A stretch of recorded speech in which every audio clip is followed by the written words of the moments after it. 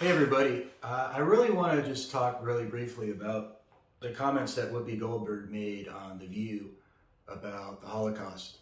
And I know a lot of people rightly criticized what she said. I think comments were ridiculous. To compare, at least part of the comments were ridiculous. I'm going to tell you why I think the other part was maybe not so much. But for her to put Jews and Nazis in the same category as two groups of white people is atrocious. And the problem with it is that she's viewing it through the American racialized lens, particularly of the woke, quote unquote, woke culture that has taken shape in America and spread to the world, over the past years and decades.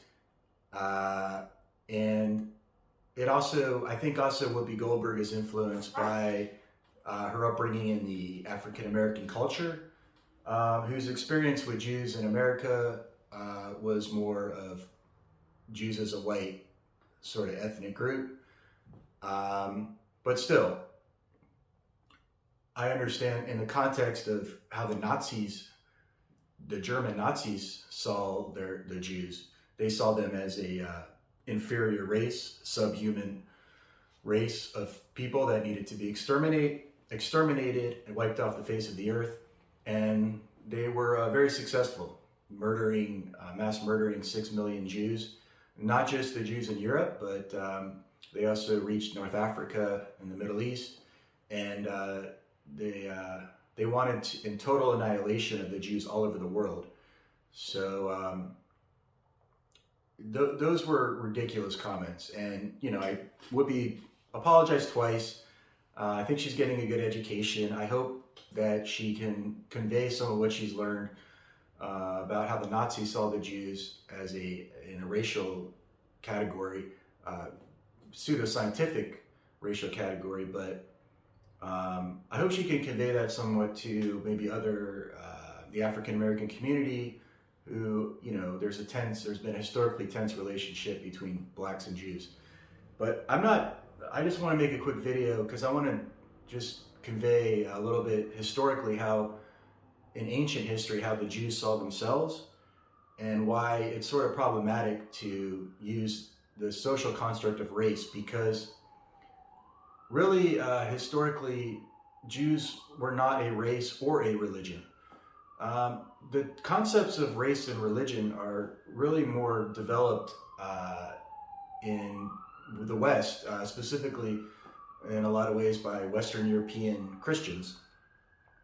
It was sort of also a product of like the Enlightenment in Western Europe, and Jews in Germany, very much became a part of that. That's how sort of the Reform movement developed, I believe in the 1800s, and spread to the United States, that Jews wanted just to see themselves as Germans of the Mosaic faith. But that sort of goes in against, I'm not making a judgment on it, it just sort of goes against sort of thousands of years of Jewish history, because, race is a social construct. But you could also sort of say that about religion, as well. And so Jews sort of predate race and religion as a people. And way before the West became obsessed with race, the concepts of race and religion, and it really took hold in the United States. And I think to this day, there's a unique obsession in the US, in the United States, with race and religion. I think a very unhealthy one. And I think a lot of it comes from ignorance, and a lot of it comes from fear.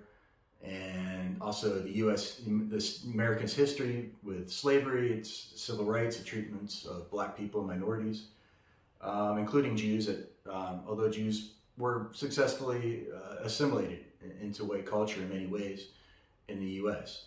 But anyway, the way I would define Judaism and Jews are as an ethno-religious group. Now that doesn't necessarily have a biological basis, an ethno-religious group. It means a shared ancestry, shared customs. It doesn't mean that people cannot join the nation or the tribe, and they have. Although, you know, there's certain rules to get to become a member of that tribe. Now, there is a biological basis to the Jewish people, and that has been proven in multiple genetic studies, personal DNA testing, that we do have a connection to the Levant region, to the land of Israel. And that's evident, and we do have evident in peer-reviewed studies and personal DNA testing again, and historical records, and it, you know, that's part of the story of the diaspora. And Jews do share certain genetic markers. For example, while Ashkenazi Jews are very unique in terms of our genetic markers because of high rates of endogamy in Central and Eastern Europe, and also we went through a genetic bottleneck in the Middle Ages that reduced our population severely, and then it grew exponentially before the Holocaust, and also mass immigration out of Europe. Ashkenazi Jews are very, very close. We're all like 30th cousins or less. But Ashkenazi Jews also, before developing Ashkenazi rights in northeastern France and western Germany in the Middle Ages, we were just another set of Mediterranean Jews in the Mediterranean diaspora. And so, you know, you can look our genetic profile, autosomal and haplogroups, Y-DNA and mDNA, and there is a connection to the Levant, to Eastern Mediterranean. Certainly there in many of the Y-DNA haplogroups that trace back to the Israelite period, particularly J and E, some of those subclads. But also, you know, autosomally or autosomal DNA is we're close to Sephardic Jews. Sephardic Jews, Italian Jews they're called Italkim, Greek Jews who are called Romaniotes, also North African Jews, basically the Western diaspora, and also to like Southern Italians, Maltese, Greek Islanders, some Greek mainland populations, and a little bit more distantly, sort of Cypriots and Lebanese and Israeli Arabs, Palestinians, Druze, those kinds of groups, because we did mix some in the diaspora. But we do have that, you know, genetic similarity, which comes from our Judean Israelite roots and our roots in the Mediterranean diaspora. So, you know, there is a shared biological basis for Jews. We do have that ancient ancestral connection that shows up in our modern DNA. But an ethno-religious group, and I'm reading from Wikipedia here, is simply an ethno-religion is a grouping of people who are unified by a common religious and ethnic background. Furthermore, the term ethno-religious group, along with ethno-regional and ethno-linguistic groups, is a subcategory of ethnicity and is used as evidence of belief in a common culture and ancestry. In a narrow sense, they refer to groups whose religious and ethnic traditions are historically linked. The elements that are defined as characteristics of an ethno-religious group are social character, historical experience, and theological beliefs. A closing of the community takes place through a strict endogamy, which is specifically for the community and that distinguishes an ethno-religious community that is as distinct from any other group.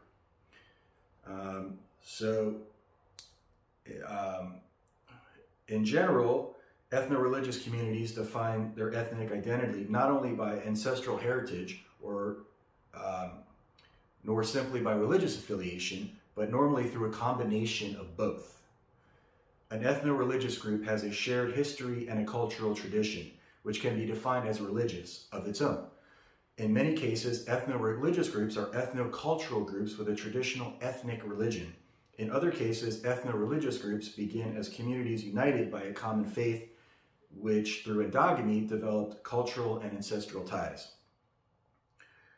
Some ethno-religious groups' identities are reinforced by the experience of living within a larger community as a distinct minority. Ethno-religious groups can be tied to ethnic nationalism if the ethno-religious group possesses a historical base in a specific region. In many ethno-religious groups, emphasis is placed upon religious endogamy and the concurrent discouragement of interfaith marriages or intercourse as a means of preserving the stability and historical longevity of the community and culture. Now, so that's where sort of like, okay, so Whoopi Goldberg says, it's not about race. Holocaust is not about race. In a sense, I mean, from her perspective, yes, and sort of, I would not define Jews as a race. I would not define us as a race. There is really no such thing as a race. I mean, for example, if you're looking just strictly on skin color, you know, that's just really limited. I mean, or phenotype or whatever. I mean, there's no African race. There's not. East Africans, for example, from the Horn of Africa are very different genetically, biologically than people from West Africa. Eastern Europeans are different than Western Europeans. People from Iran or Saudi Arabia are different than people from Lebanon or Turkey. We tend to just group people together in these simplistic categories, and it's not so simple.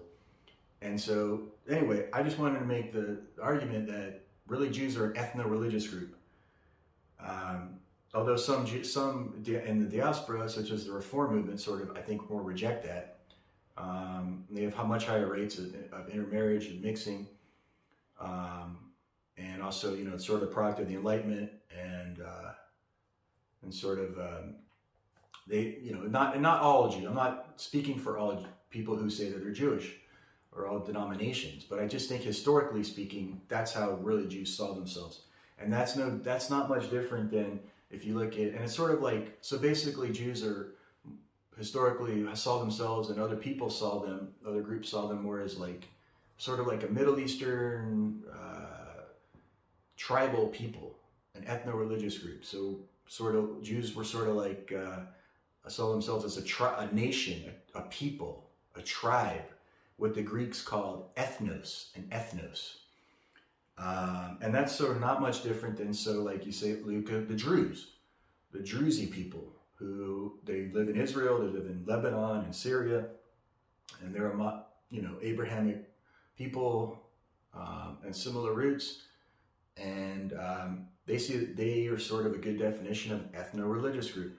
Or you look at the Samaritans, the Samaritan Israelites, who genetically are the direct descendants of the ancient Israelites people, and they were just highly endogamous in the land of Israel, and there are very few of them left.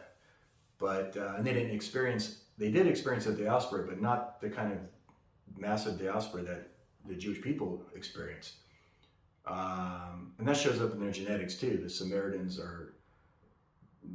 they don't show the diaspora admixture that diaspora Jews show, whether Iranian, Iraqi Jew, Mountain Jew, Sephardic Jew, Ashkenazi Jew.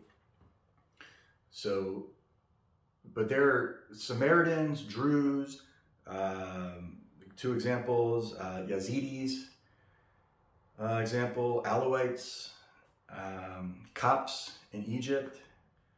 They say Greeks can be considered an ethno-religious group. Many other examples, the Maronites, the Mandians of Iraq, etc. And I just wanted to just quote from a couple books just to wrap it up, just about how the ancient world Jews saw themselves. So this is from the book Jews in the Mediterranean Diaspora. And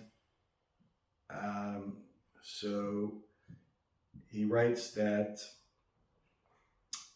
let's see, he said,